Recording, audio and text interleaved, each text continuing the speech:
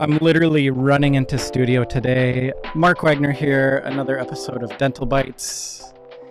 We might not be talking about so much dentistry today, but connection and focusing on, drawing thought to a singular spot.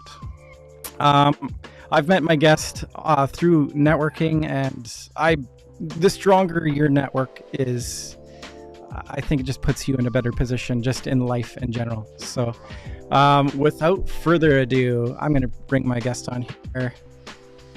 See if I didn't blow it too much today. So Johnathan Reid, how are you doing today? You're kind of on the other side of the planet, so it's a little later for you. Doing really, really well. Doing really, really well. Thanks for asking. Yeah. And yeah, it's I think about 8 p.m. 8 p.m. right now. Oh, okay. But I'm happy to be here speaking with you, of course. Awesome. So a little bit about yourself. Let's kind of dive into sort of your evolution, how you got into, your Reidentify, right? Am I saying that correctly? How you got into that? Close, yeah. Close. I just as long as I'm close, right? I get correct. I don't claim to be a professional, so I stumble across these things. So a little bit about yourself, what you represent, and let's hear it. Let's hear it. Amazing. Thanks, Mark. And it's Reidentify. So you're right in saying Reidentify because that's my last name, Reid and Identify. Yeah. But the way I say it is Reidentify. So it's like you're kind of re-identifying yourself. It's like a sort of like an evolution. Absolutely. It's like an evolution. And I feel like that's one thing that we actually take brands through, and it's a perfect segue onto what we do. So, or what I do, I guess. So I run a B2B thought leadership agency. So I help B2Bs become thought leaders through the power of a podcast. And essentially the way that we do that is we take the podcast off of their hands. The team will actually, edit it, do all the relevant stuff to get it out there on all the different platforms, get out all the short form media and everything like that. And then we actually consult you into how to leverage all of that information and all of that content that you're creating into turn you into a thought leader. And that's essentially what I do on a daily basis. So as a guy, like starting off in this, doing this stuff, like I've got like major social anxiety. So there's such a challenge there personally. And this is, for me, it's been like, I always like go face to face with my challenges, sort of thing. So what would you say to folks out there that, have thought about being on a podcast, and launching something like this as part of their content, their marketing program? What would you say, and how would you, in your business, help these folks overcome, personal challenges with being on front of camera even? Well, first and foremost, in terms of, I think the first question was, what was it? Why people should jump on podcasts? Yeah, why? Sure, let's just answer it all. Answer all the questions. Absolutely. So why people should jump on podcasts? Well, first and foremost, it gives you nice practice for communication, because the more podcasts that I've done, the better a communicator I've become. And then people will tell me this as I speak to them, networking events, podcasts, public speaking as well. Like I've spoken at companies like Microsoft, IBM, HSBC, off the back of the podcast that we run. And I've been able to become a much better communicator because of the podcast that I've been on, or the sheer amount of talking that I do. Like if you really want to become good at something, just do a whole lot of it. Do a lot of reps. I'm not sure about you, Mark, but I like the gym. So whenever I'm in the gym, I know exactly what I need to do. I just need to lift weights and lift a lot of them and a lot of times. And I know that I'll grow, right? And it's the same thing about being on camera as well. If you're on camera a lot and you're talking to a lot of people from different backgrounds and such. So for example, as you said, we're literally on the other side of the world right now, but we're speaking and we're having a great conversation. And that's because we can both communicate, and we can both communicate effectively. And the fact that we can both communicate effectively means that other people who are listening, will be able to actually be engaged because they're listening to good communicators. So one good thing about being on a podcast, or being, talking on podcasts and starting your own, is that you actually become a better communicator. Another thing I would say is growing your network. oh, Mark, you just spoke about networking, and networking is one of the biggest things I've got from actually running a podcast and running multiple podcasts. Actually, it just expands the network just exponentially as soon as you start it. And you get, the funny thing is, you get access to people that you wouldn't usually get access to. Like, a lot of people want to get on a podcast, but not everybody wants to have a coffee with you. Yeah, no, and that's such. Hey, and you're on a dental podcast today, so there you go. Yeah. What do you know about dentistry, Jonathan? You know, it's I actually went for a smile consultation the other day, which was pretty interesting. Cool. And yeah, it was really nice. I, for one, actually like the dentist, but when I was going there, the lady came out saying, "I hate the dentist." I was like, I'm the complete opposite. I love the dentist. I love speaking to them and everything like that. So that's as much as I know about dentistry. A smile consultation that I had recently. Well, that's good. What do you need a smile consultation for? You look like you have a beautiful smile. What the heck? Oh, thanks. What do you get? What are you having done? For me, okay, see, this is why I barely know anything about it, but I think I'm getting my teeth straightened, and because I had, back in the day, I had two of my teeth taken out. So I think it was this one, the ones next to the two front teeth. Okay, Or one of them wasn't there in the first place and had the other one taken out. Gotcha. So I want to get that straightened and the bottom straightened as well. And then maybe some whitening or something. That's what they recommended. And then I actually have an underbite as well. So this is something I knew from a while ago, but the orthodontist originally scared me. And he said, "Okay, so we're gonna have to break your jaw." I said, "You're gonna have to break my what?" Yeah, I'm out. Yeah, sorry about that. We're gonna have to break your jaw. And I said, "You're gonna my jaw?" Yeah. It won't be that. I said, "That is scary. I don't want my jaw broken." So now we're years down the line, gone to my smile consultation, and she said, "Yeah, he scared you. It's not as serious as he made it sound." And I said, "Okay, it's something that I might consider." But to be honest, I'm pretty happy with my smile. So for me, it's not that I'm not in a big rush, but yeah, I just had the opportunity to go and have a smile consultation. So I thought I'd do it anyway. But as you can see, I smile a lot. So I'm pretty comfortable with my smile. Yeah, that's good. It's good. Yeah. No, I mean, do you suffer from like headaches and things like that? That's, part of not having, if you have an underbite, that's might be part of it too, right? I mean, every now and then, but not more than the average person. Yeah. Well, that's good. That's good. That's good. Okay. So let's jump into this. So like A to Z, like somebody starts off with you, where do they end up? What's the pathway look like? What's that journey look like? Well, if we're starting at the very beginning, people come in at different stages. So some people already have a podcast, some people don't have a podcast already. But we usually like to work with the people who have a podcast because they already have the fundamentals there. They have the fundamentals, they have everything ready to get started, or for us to take over. That's probably the better way of saying it, for us to take over, because they have all of the processes in place. We can just come and we can optimize them. That's something we're very good at doing, is optimizing the process. But we also do have the tools for people who are just getting started. And what's funny about people who are just getting started, they think that they need a lot more than they actually do. And that's something that I see over and over and over again. I'm not sure, was that similar to you when you started?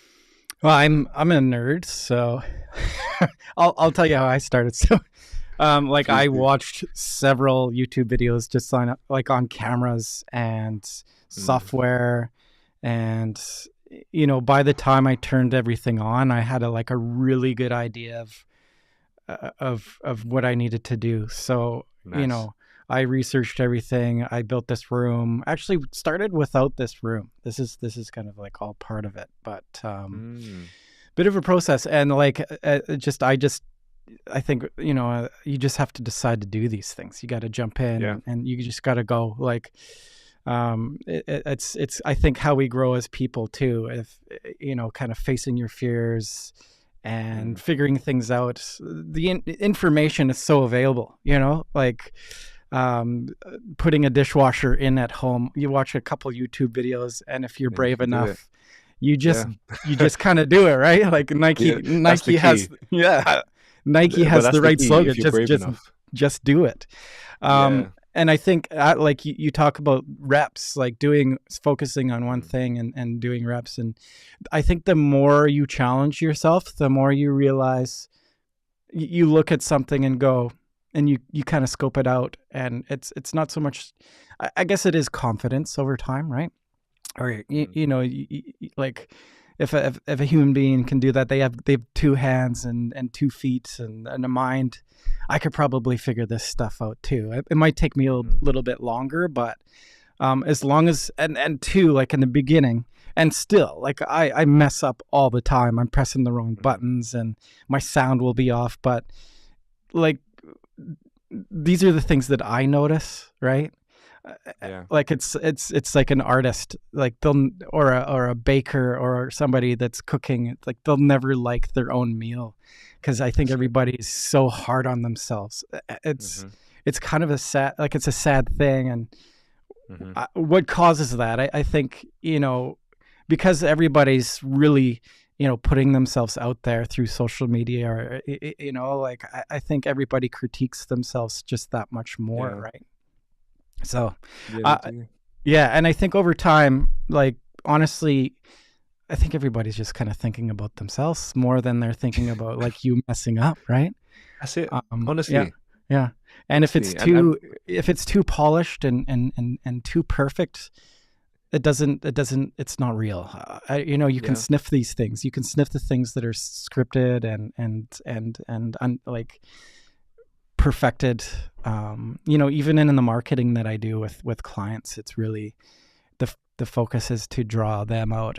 And we talk about like getting introverts comfortable to be in front of camera to talk about why somebody should come to their practice.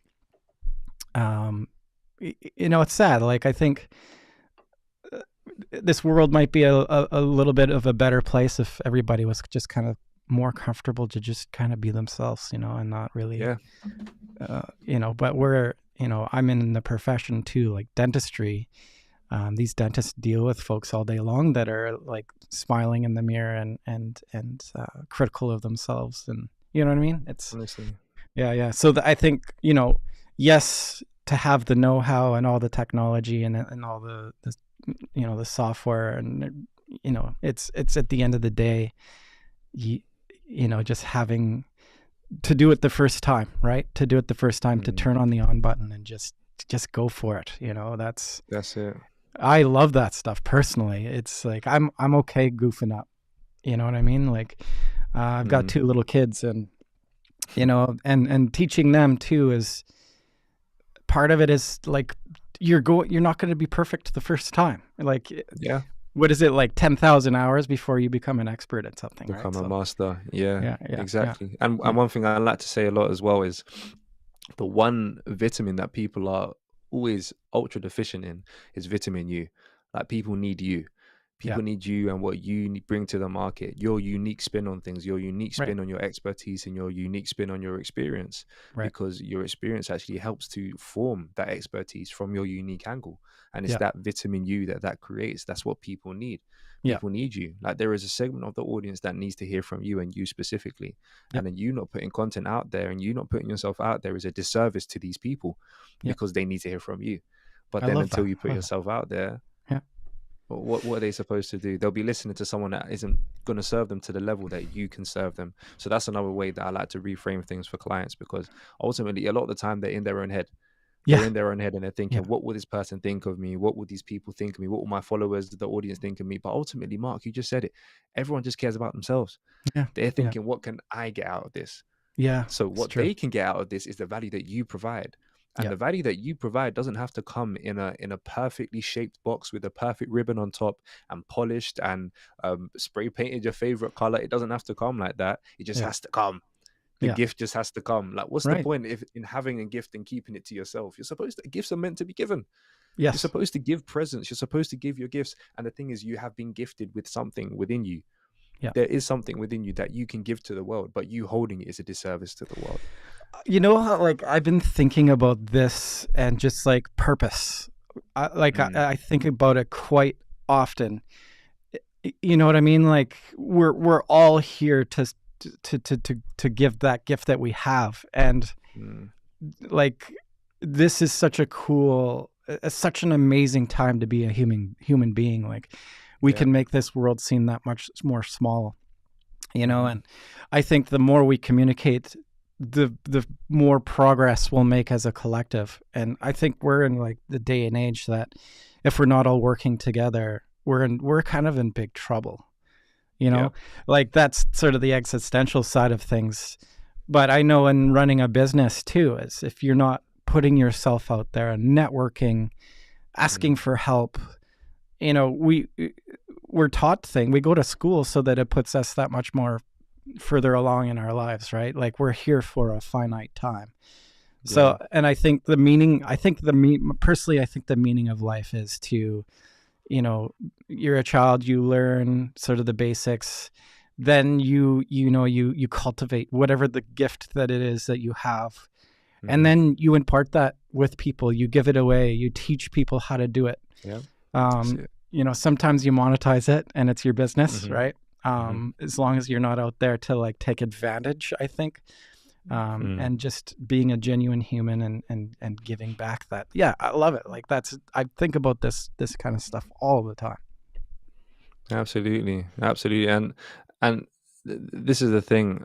I think we lose it sometimes. Like we lose track of what our purpose is and why we're here. And ultimately, I believe purpose is rooted in other people. We are put here to help other people. We're here to help other people. It's about connections. Humans need connections. If we even look at Maslow's hierarchy of needs, like it's a good hierarchy because we all need them. Like we all need everything that's on that hierarchy, right? And then one of these things is connections. We need connections with other human beings. And how do you form a connection? Is by helping people, by spending time with them, right? And if you can do that through contact or through content rather, and spread your reach across the internet, the thing that we have in a time like this, why not? Why not? And there's so much out there that is pulling our attention away from the things that really matter. And the things that really matter are the people around us, is connections, is genuine people. Like even yourself, Mark. Like I really like the way that you carry yourself, and I like the way that you operate. Like, honestly, I'm not just saying this to make you smile, but honestly, I do like the way you operate. You were the first person. I think we had this discussion. You were the first person to send a LinkedIn video to me. Like I never received a LinkedIn video before. The amount of time that I've been on LinkedIn, and you see how active I am as well. You probably see my face pop up a lot. But you were the first person to send a LinkedIn video where you were just recording it, talking to the camera, showing me the studio. It was amazing. I loved it, and I'm all here for that. And I think that's what it's all about, really, just helping people and building connections.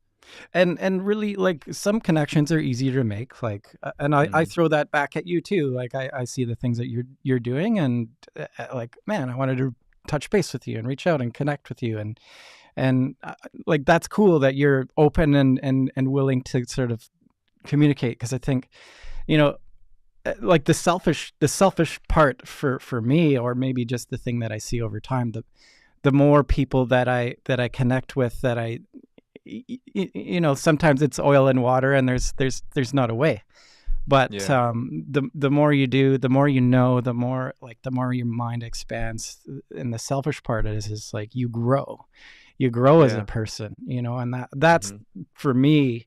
I look back over 5 years, even just doing this podcast. Like you spoke. Oh, congratulations, by the way. Yeah, 5 years. It's, you know, it's not a huge audience. Obviously, we're super niche, right? It's dentistry, and we're capped because of that. I've thought about, you know, starting my own podcast at some point, but thank you very much. Like, and I see that you're in the category of the top 5 most downloaded podcasts on Spotify. I'm in big company here. Like it was most shared. It was most shared. Most shared. How do you get to that point? Like, is it just doing your reps? Like, is it guests? Like, what would you say that got you there? I would say the main things that got us there was, number one, repetitions. So we started on Clubhouse. So this is the other podcast that I was telling you that we're actually shutting down, unfortunately. But unfortunately, debatable.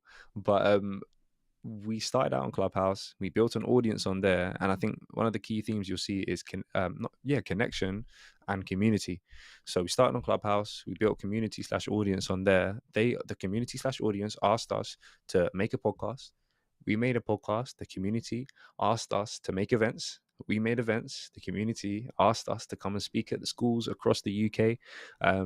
They asked us to speak at corporates as well. So as I said, spoke at Microsoft, IBM, HSBC, companies like that, off the back of the podcast that we started, which wasn't even supposed to be a podcast in the start.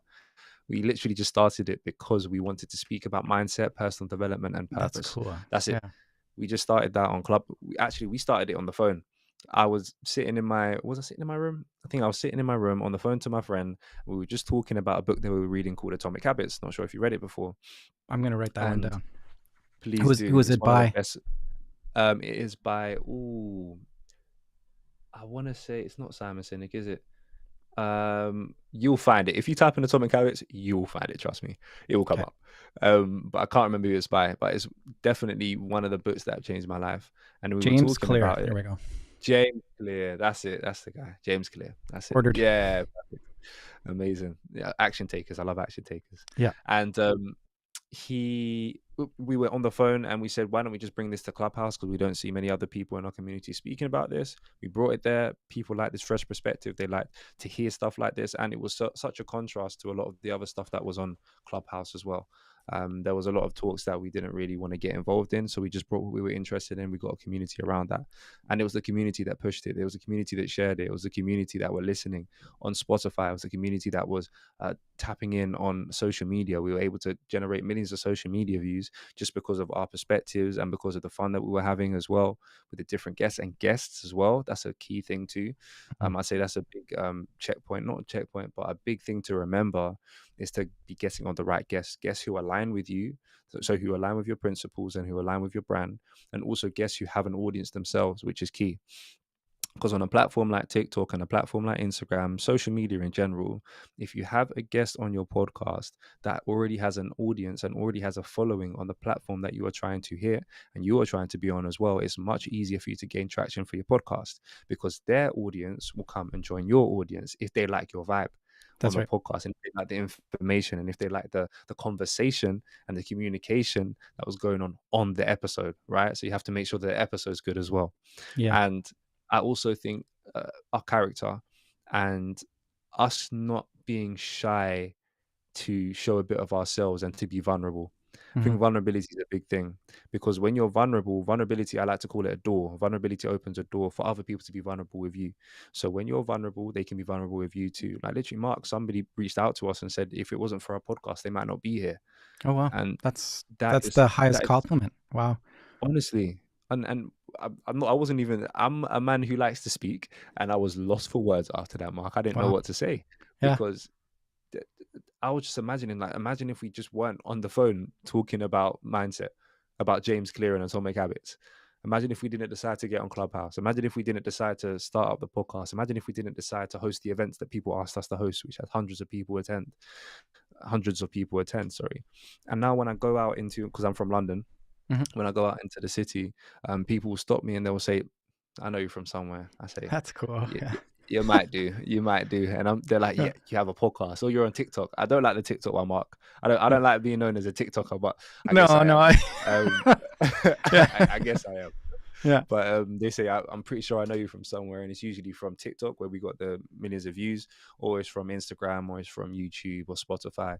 Just the other day, actually, I was coming back from an event. It was an investors event, and I got stopped on the tube, and a guy said, I just subscribed to you.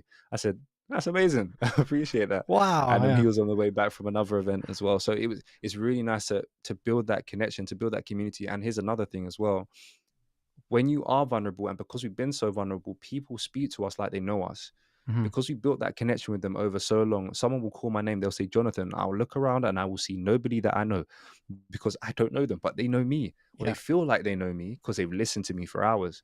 And this is one of the biggest keys with podcasting as well, because even though there are so many people in this world, So I just thought my wire came out, but it's all good.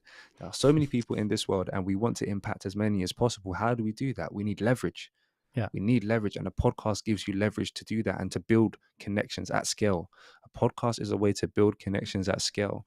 And this is the thing that we've been doing. And I think this is what helped us to get that from Spotify. It's because we built connections at scale. That's the reason that people come up to us in public. That's the reason that people come to our events. That's the reason that people engage with us on social media, is because they built a connection with us. Yeah. And that's just by us talking. My favorite podcaster is by far Lex Friedman. You know, as a nerd, as a consumer of, you know, I love information, and his guests are incredible. He Amazing. Paul Rosalie on, and his last podcast, Mm. he was in the middle of the Amazon jungle, just talking about What? he went this Paul Rosalie, I think it's Rosalie, Okay. invited he's he's like a rainforest keeper, right? He's a protector of the Right. rainforest, and um he invited Lex Friedman down to the Amazon jungle, and they were somewhere in Peru having this conversation, just like about the planet, like the our impact as human beings on the planet, and and just like this whole existential like thought about just us being here and life, and it's an incredible conversation.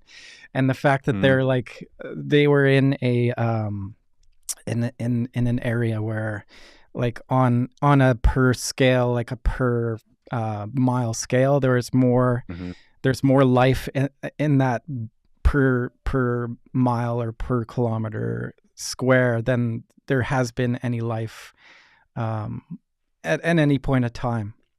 And Wow. like a good podcast, you feel like you're sitting down and you're around that campfire, you know what I mean? Yeah. And like that is so cool that my mind has been swirling around that person that reached out to you and told you that they might not be here. Like, isn't it worth it, just like all that work to save that one life, like, or have that much impact on somebody that turned their direction? And and I think that I'm not sure what your belief system is, whatever you believe. I think that positive energy just like has this higher wavelength and has everybody consumes it more. There's a lot of evil going on right now, but we all like to just kind of like turn the evil off and focus on things that feel good and give us that dopamine dump. But I think this is sort of what this forum, the impact that it has on the world, like being able to jump onto a topic that you're so passionate about, and hear the expert in the field talk about that at length for 4 hours. We can listen to Lex Friedman's like a MIT computer like engineer doctor, right? He's got his doctorate in that field, and we're able to now sit into these real super high level conversations. And I think taking that quality of information and really is such a pure thing for our species. Like, if we talk about us as human beings, like, we're social, and I think that's how we've progressed over time, like our language, right? Like connection, surviving in the jungle, like we talked to each other and got away from things that might cause us harm. Like, we've landed on the moon because like, it wasn't one person or one field that helped us land on the moon, right? It was like a collection of people getting together and collaborating on this project. Whether or not you believe the moon landings were faked, right? That's another conversation. That's another conversation. Just look at a 747 flying through the air, and we can, we collectively got together and figured out that technology. So, absolutely. I think anything that encourages people to talk is a good thing, right? Like, even when you talk about like things like therapy, and not so much focusing on the negatives, but focusing on like sort of how you get to the next step, how you transcend, how, and really listening to each person as an individual. I think that's the connection, right? The vulnerability and the door opening, as if, if somebody feels like they relate, right? And the more we talk, the more I think we will relate. You know what I mean? Like, genuinely opening up and not just having that front and goofing up and just getting your thoughts out there and allowing people to hear them and then rebound. Like growing up, I'm not sure about you, but I kind of kept a lot in. I was more reserved, and I think the later on, like the further along I get here, the more I realize that like I should have probably been like, like there's no regrets or anything, but if there's always that post, like if you can go and tell your 15-year-old self like something that you know now, What I would it think, be? what would it be? I love that. Mm, Like I know that, over time people get to where they're going to get to because they have this collection of time and the things that they learn over time that kind of forms the person that you are. But I wish mm. I was like, I guess I was, I don't know. Like I'm, thinking about myself here. Like I wish I allowed myself to like, get into it more, you know what I mean? And not be as Yeah, I'm fearless now. I love it. It's like nice. whatever. I could just kind of throw it. I'm not out here for a malicious thing. I'm out here for like let's spread the love. Let's be positive and push things forward. Right. Let's talk. That's good. Right. So Absolutely. yeah. So that's I like. What about yourself? Like, how did it all start off for you? Like, what keyed you in, or is it was like a relationship that you had with somebody that was already doing it? Like, what spurred you into doing all this? As in podcasting, as in the Everything, business. all of it. Yeah, all of it. Like, how did it evolve for you? Yeah. So essentially, how it evolved for me was it all started off with I was doing digital marketing. So I was working as a Yeah. digital marketer at an insurance innovation consultancy. So we were just helping we were consulting insurers on how to go to market essentially. And I was a digital marketer for them. And when I was there, I started up a podcast. And before this, I'd been very entrepreneurial from when I was younger, selling sweets in school and everything. And then working for myself, just selling stuff on eBay, reselling and everything like that. Sneakers as well. I'd resell those too. That was a fun time. And essentially I decided to go for a digital marketing role. Went for a digital marketing role, was in that for a bit. And then after that, then it came to a point where um there was that point where we started the podcast, or we were on Clubhouse and then we started the podcast and everything. And then I think about a few months in, they said essentially we don't need you anymore. At the role I was at, they said it was essentially we don't need you anymore. The contract is coming up to an end. Like, what are you going to do? And I said, well, I guess I've got two options. I've got the one option, which is to move on to a different role, maybe in sales, maybe in digital marketing, in a different company, but it just wouldn't be here. Or the second option is to become an entrepreneur. So something I've been thinking about for quite a while. And I said, let me become that entrepreneur. Mhm. So started up my own business as a digital marketer, and that was rough. Very bumpy, very, very bumpy. Um, and doing the podcast at the same time was not an easy task. So whilst I was growing the podcast with my friend and I was also growing my business, I said something has to give. And we were speaking earlier about focus, follow one course until successful. I was Mhm. following two. And I said, okay, cool. This isn't going to work. I need something to be automated here. So I said, hold on. What if I looked at my podcast and what if I got an editor and I got a creative director? Surely there would be a lot less work on my hands. So I said, hold on a sec.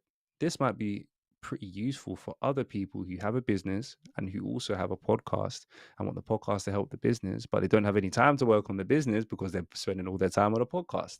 So I started offering a solution to my clients. My clients started saying yes. I started getting more clients off the back of that as well. And lo and behold, I had a new offer. And the offer was to basically automate podcasts. And now the podcast had been automated, the one that purpose, the one that I was talking about earlier. And also my business was going a lot better and it was more focused around podcasting, but it was podcast automation. And then I started working with more and more clients and it started to get a higher and higher ticket, and we moved more into the B2B space specifically. I like the B2B space and I like the B2B tech space. And we realized that people were coming to us and not just for podcasts, but they were coming to us for thought leadership. They wanted to become thought leaders. They wanted to become the industry authorities. They wanted to be looked at as, okay, this person knows what they're talking about. I want to come to them whenever I need something that like, whenever I need one of their services, or whenever I need something from, I guess, their repertoire of services, I will go to them, right? they are the industry leaders. That's what they wanted to be known as. And the way that they thought that they could get there is through a podcast. And they were very correct. And that's exactly what I started to help more and more people do. And that's when I transitioned into a thought leadership agency. And now we're actually looking more to become growth partners, because we don't just do the podcast. Of course, we help with the thought leadership, but then the thought leadership and the podcast helps with the overall growth of the actual business itself and the company itself. So we're actually moving towards the kind of growth consultancy route. So we're actually practitioners and we're consultants, which is a pretty interesting, I guess, evolution. Yeah. But yeah, it all started from that digital marketing role. Yeah. Taking one step, the next step, and just keep pushing forward, right? That's cool. Exactly. What does it take to be a thought leader? Like, what does it take? You know, is it just a singular person? Can it be anybody that could be a thought leader, in your opinion? I believe that if you have a strong opinion, okay, well, first of all, we have to take it and break it down. What is a thought leader, right? So you have thought and you have leader. Okay. So the first thing is you have to have some sort of an opinion. You have to have some sort of thought, right? Because without the thought, you can't be a thought leader. It's part of the name, right? And then the next thing you need is to be a leader. You have to have the leadership. You have to have some sort of leadership. And this is the thing with a leader has to have followers. Otherwise, you're just going on a trip by yourself, right? So you have to have some sort of an opinion, and you have to have some sort of followers, right? You have to cultivate some sort of following. And that is what a thought leader is: have an opinion and gather an audience. And that is essentially what it is. And yes, anyone could become a thought leader, but should everyone be a thought leader? That's a different question. That's a dangerous question, Johnathan. Careful. Yeah, everyone can. I can't say if everyone should, but I will say that everyone can, right? Yeah. And this is the thing. A lot of people have, like, there are so many different thought leaders in so many different industries. So, for example, I recently was invited to Nelson Mandela's daughter's book launch, which was amazing, like really, really good. And I was able to meet the daughter of a very, very great man. And that is a very, very great lady, like a very, very lovely lady that of course was his daughter. And I was able to see the legacy of what he's been able to create through his thought leadership. And this is the thing: thought leadership doesn't need LinkedIn. Thought leadership doesn't necessarily mean Instagram. It means cultivating some sort of a movement, because Nelson Mandela didn't have Instagram. Nelson Mandela didn't have TikTok. Nelson Mandela didn't have YouTube, right? Nelson Mandela didn't have these things. He was making a change because he had a very strong opinion. He was authentic with his message, and he was making a change. He was that was a movement that he was actually he started a movement. And I'm not sure if you know how small he was, but he was a very small man, and he was able to make such big ripples, like such big changes in the way that the world works. It was insane, and that was because of his thought leadership. Isn't and that other like, people like, go on. Isn't that thought there is really interesting, isn't it? Like how it's if you kind of consider us, like our species, as like an ant colony, like you know, there's the one queen, right?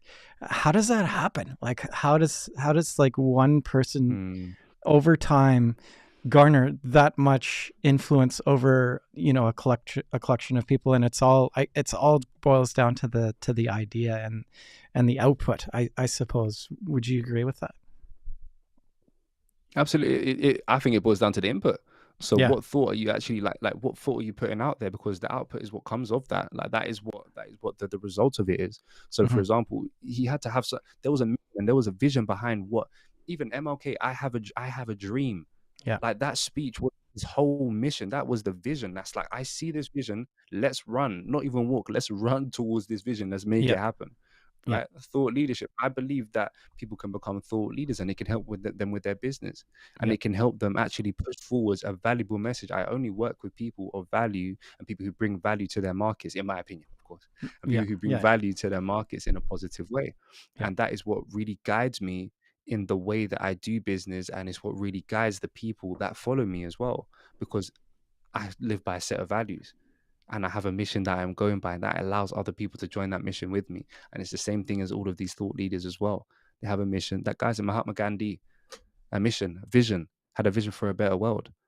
Like you have to have a vision. You have to have a mission to be a thought leader, because that is when people can actually follow you. right? Leaders have to know where they're going in the first place. So even if you look at a pirate ship, this is something that it's a funny little example I always give. If you look at pirates back in the day, right, they always had to have an X on the map, and the captain of the ship was the one that would be looking at the map, and he would say, "This is where we're going."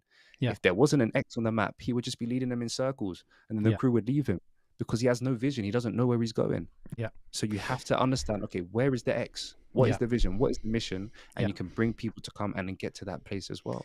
And also too, like, especially in the dental industry and the dental, like on the dental, this is where we'll talk about dentistry, like in the in the dental practice. And this is obviously transcends just the dental practice, but you know, systems all day long. Yes. Like, yes, we're going to that X, but like, how are we going to do that efficiently? And who are we going to put on what task? You know what I mean? Yeah. Like, you can still go in circles around that X if you don't have the proper systems too, right?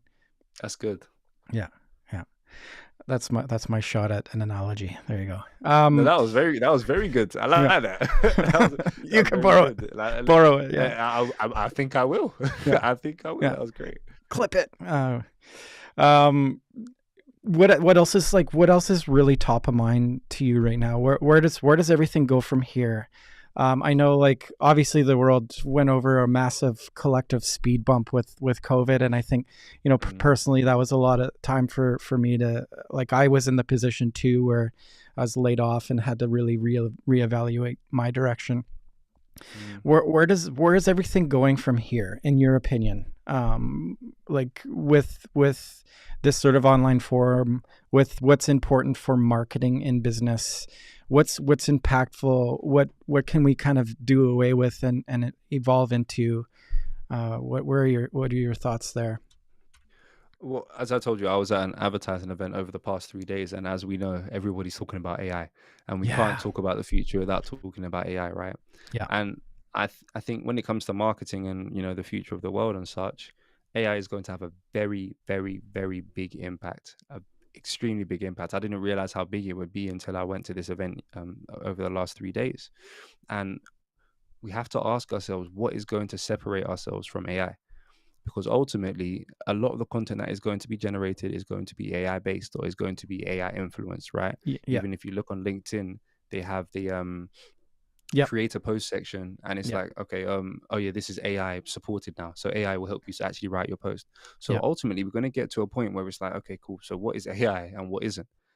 Meaning that we're going to have to be even more authentic. We're going to have to be even more human, as human as possible. That is the route that we're going to have to go down to actually separate ourselves from these robots, from AI, right? Otherwise, it's like, what's the difference? What is actually the difference? And one of the ways in doing that is podcasting, is video content, actually being in front of the camera and speaking as a person. And also, this is the thing, video content can be doctored. Video content can be AI generated, right? You can have that stuff AI. We've seen it before, right? I think it's there's some influencers on Instagram that are just not real. They're not, they're computer generated people, and they have, like, honestly, a huge following. It's crazy. It is absolutely wild. But then this is I think where things are going is in-person events. Because you can't AIify I just made a word. Mark, AIify. Okay. I'm writing this one down. The book name and AIify. All right, I'm using it. I'll trademark that. Yeah, thanks.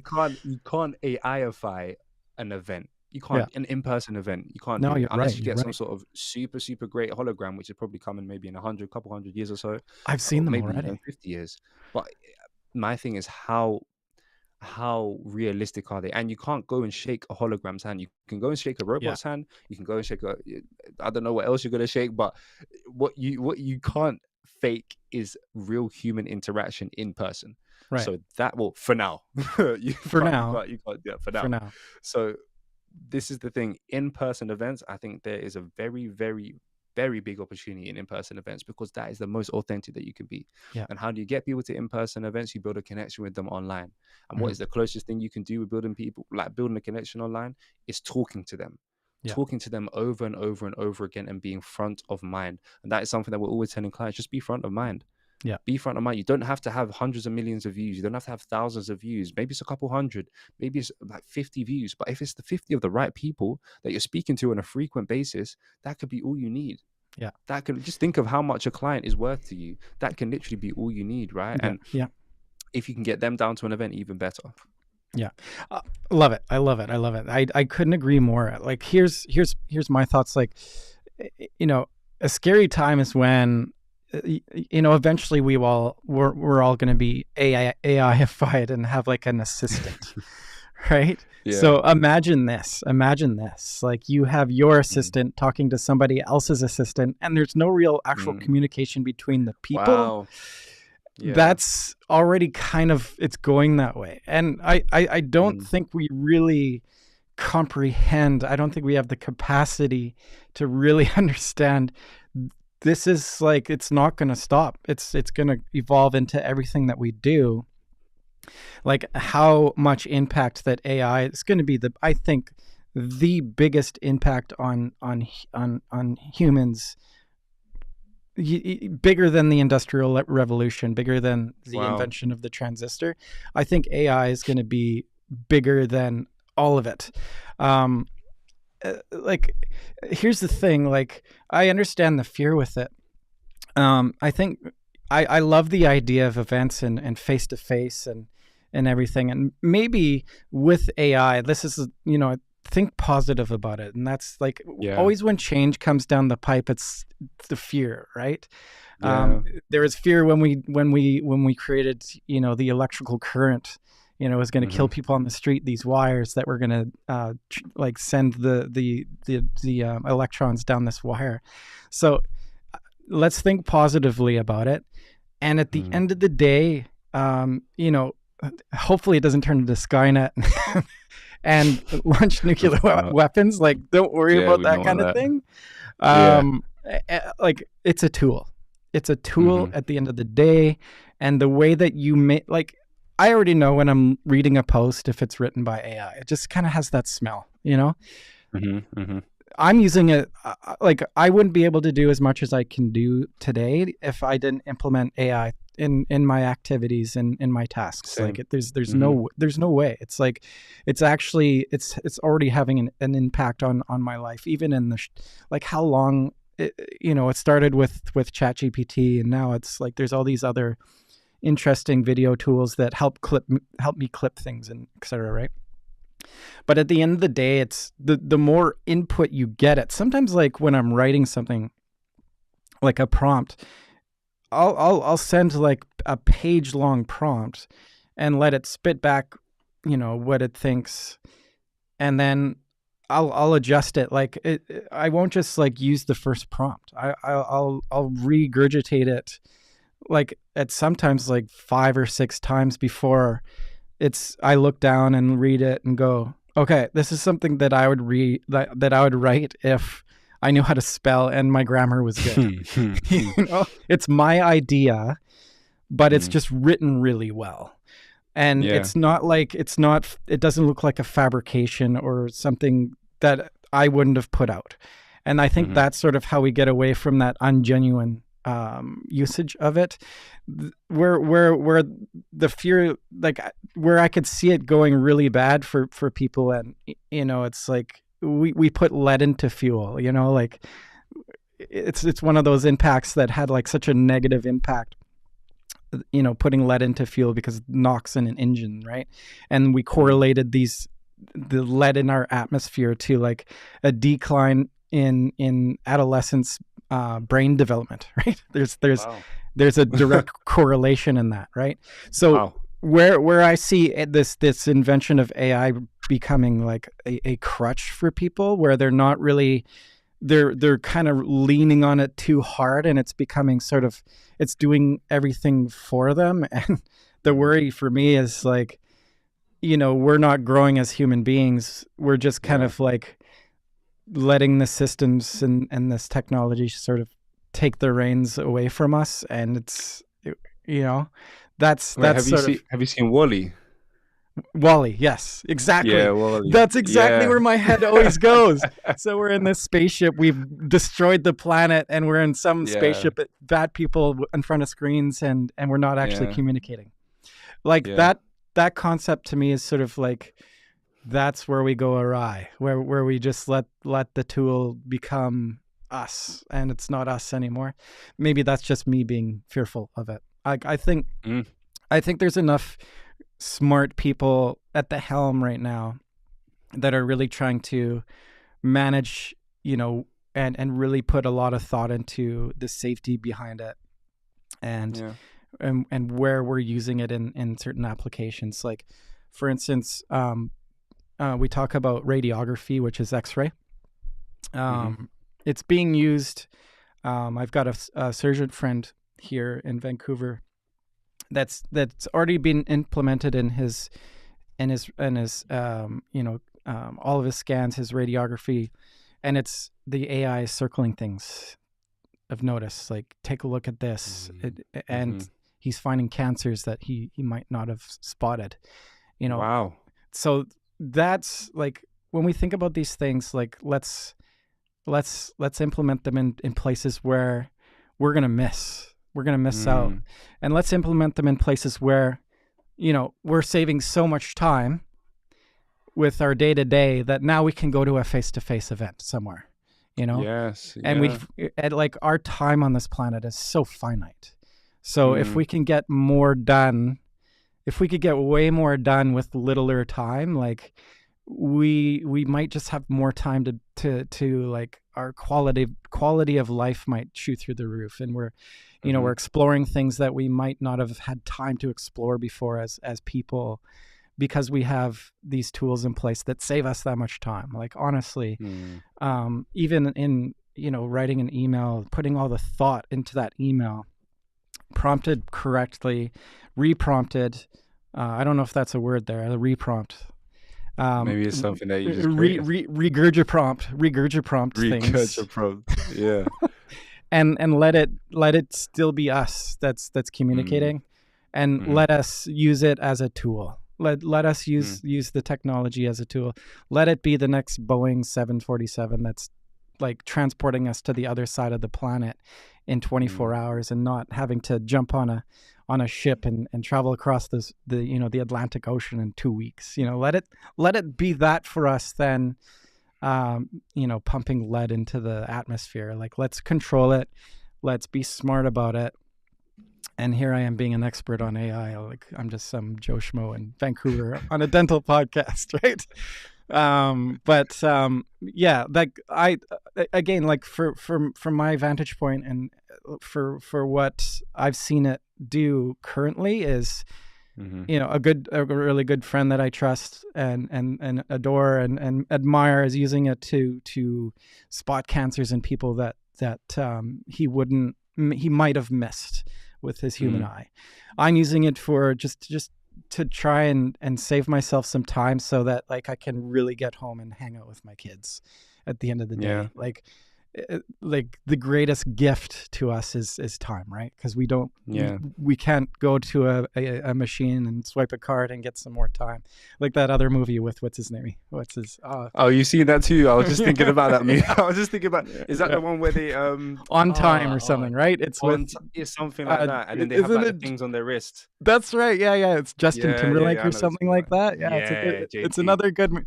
I love that concept, like how all these rich people just like, they hoarded all this time and they lived in this gated colony or whatever, right?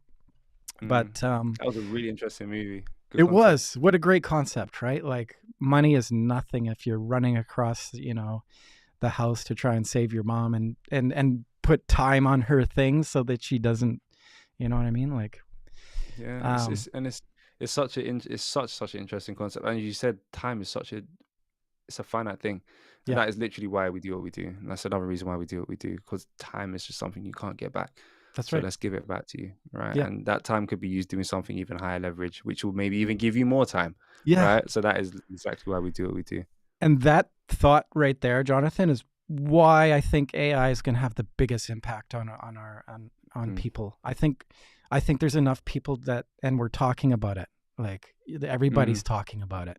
So we're going to work it out. This time I think it's not in some laboratory room where we're like, mixing chemicals together and creating that, or Oppenheimer, where they, it was the Manhattan Project. They're all like making the nuclear bomb. Like, maybe we shouldn't have done that. Right now, this is kind of like open form. Like we're all going through this. We're all implementing AI where I think it fits in a positive fashion. It's just a matter of OpenAI just being like, and all these companies that are developing these language models and other models, like being responsible, I think, So that's something I think about this stuff all the time. It fascinates the hell out of me. It's just super interesting, right? Like the amount of, I mean, it's so cool. It has like been such a really like I'm the world's worst speller and I'm terrible at grammar. Like I'm dyslexic, right? Like I can't like to now have this tool where I can write and get my thoughts out and across at a really nice, eloquent way. Like video's been my forum to communicate. Now I have like this tool to really help me communicate over written, so it's been awesome. It's been so cool. And I'd argue that's part of what makes you human as well. The fact that you are dyslexic, and that is, I would even encourage you to not necessarily lead with that and say it in every post, but have it somewhere, maybe in the description saying, oh yeah, like I have dyslexic, and maybe just putting it out there, because it makes you a human. Like even if you do have spelling mistakes, people know why. Yeah. Right. Yeah. Well, yeah, and like honestly, like social anxiety too. Like I was the kid in school that was like my palms would sweat and I would be so anxious like a week before I had to do that, go in front of the class and do a week. Wow. A full week. Like I fixated on it. Like, like that was me. So I think, like face your fears is like conquer them. It's liberating, right? It's like, then you can move on to your next, like challenge for me. I don't know about you. Challenge for me has always been internal.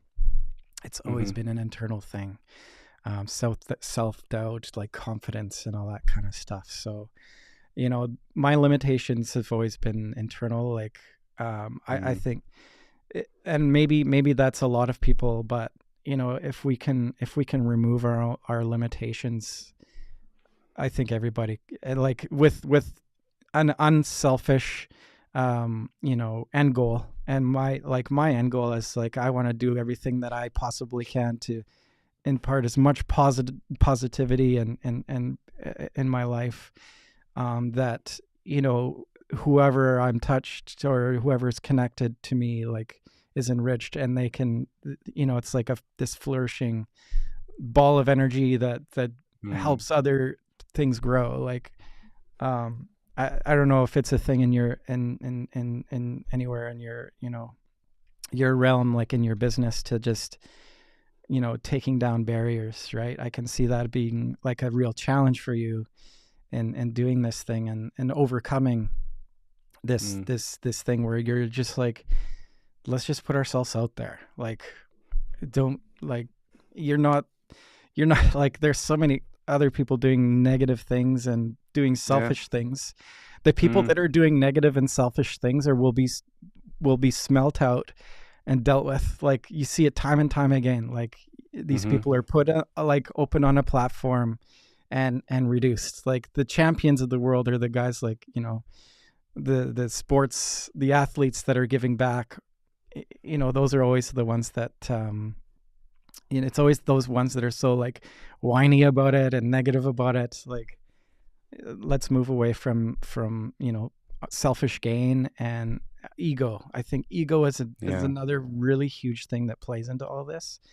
Like, if your ego's so big that you can't talk to anybody, or like it's that borderline narcissistic types, right? Like, there's this study out there that showed that a lot of CEOs out there are narcissists. Like, it's like this like, I think business itself kind of does that, right? Like, you kind of have to be like at the top level, at the director level, you kind of have to like be emotionalist, like have no emotion. And there's been certain conversations that I had over time that, like, it's like, sorry, Mark, this is just business. I don't Mm. know if I'll ever be like able to wrap my head around that concept. Like, sorry, I'm being inhumane. Sorry, I'm being inhumane, but this is just business. Like, there was a point of time where I was not performing, in my job, and it was because I was with my sister. It was a time where she was really, really sick, and I wasn't able to just Mm. fully operate and be myself. And I was let Yeah. go. I was let go of my position. I mean, Mm. I didn't say what, how dare you or whatever, but like I just remember that, like, you know, sorry, Mark, this is just business. To me, it's not. It's Mm. just it's got to be more than just business, Mm-hmm. especially when we talk about engagement with employees and things like that. Like, if it's just business, then why bother having like a team meeting? You know what I mean? Yeah. Like if you want engagement from people, it's got to be more than just business. It's got to be a personal Mm-hmm. thing. It's got to be, especially if somebody's going to buy in. So I don't know. That's my Absolutely. my soapbox rant. And we were just talking about AI, and now we're talking about, yeah. Anyways, Well, thanks um, for sharing.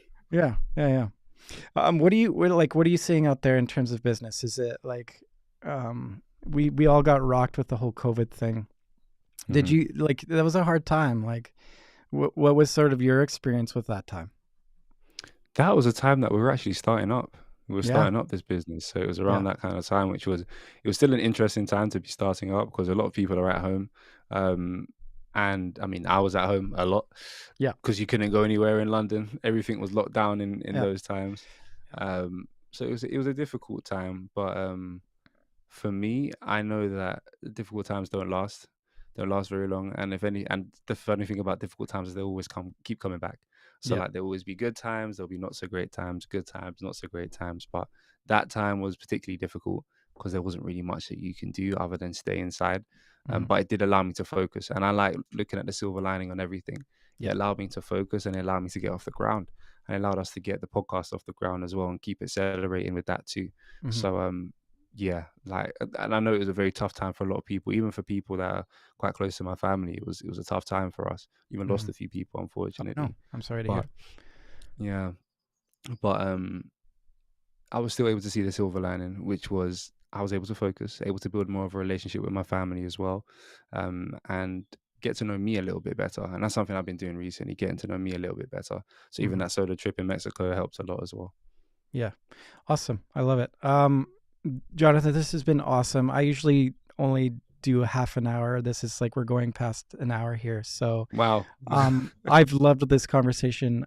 It's been amazing connecting with you. I'd love to do this again. I would really Yeah. love to do this again. If folks want to find you, if, get in contact with you, how are they going to do that? The best way to do it is LinkedIn. So that's Okay. Johnathan Reid on LinkedIn, Okay. Jonathanreid. Okay. And you'll find everything about me on there. There you go. Any interesting thoughts, quotes that you want to sort of leave with here? Yes, I do actually have. Can I do two? You can do three. You can do five. You do as Wow. many as you Okay. want. Yeah, yeah, yeah. I, Abundance. I I love give it. you the floor. Thank you very much. First thing I'd say is one thing I like to say quite a lot, which is you turn into what you tune into. So you have to understand and you have to know, okay, what am I tuning into? Because that's ultimately what I would turn into. Your mom might have said when you were younger, or your mom might have said when you were younger, you are what you eat, and it's so true. It's the same thing as if you're consuming the media, like the type of media that you don't really want to have, in your brain. You don't want to see it out there in the world. Why are you consuming that? So you turn into what you tune into. I'm an entrepreneur. I consume a lot of business stuff. I'm very focused on my faith. I consume a lot of that kind of stuff as well. I'm very focused on mindset. I consume a lot of that stuff as well. So that is the kind of stuff that comes out of my mouth, right? One thing I like to say as well is that, like, focus on the things that make sense to you. Focus on the things that make sense to you, not the things that don't make any sense, because otherwise, the things that come out of your mouth won't make any sense. It's all about what goes in. Your inputs determine your outputs, right? That's another thing. I would also say that, ooh, your attitude determines your outcome. Honestly, like one thing we've been speaking about today is that positivity, and your attitude determines your outcome, right? Whenever it comes to, and this is aside from business, this is aside from thought leadership, this is aside from podcasting, this is just life. Honestly, if we all had a more positive attitude, we would get a much better outcome, and a perspective would be much better as well. Like, you get what you see, or you get what you are, sorry, you get in this world what you are, and you see in this world what you are. So as Mark was saying earlier, it's about that internal, and the internal will actually reflect to the external. Is there anything else I would say? It'll come to you like Yeah, when you're laying down in bed later. Like, oh, I it should have said will. that. It will. It will as well. And another thing is just start. If you haven't started your podcast, if you haven't started putting your content out there on social media, please start. Trust me, you won't regret it. You will not regret it at all.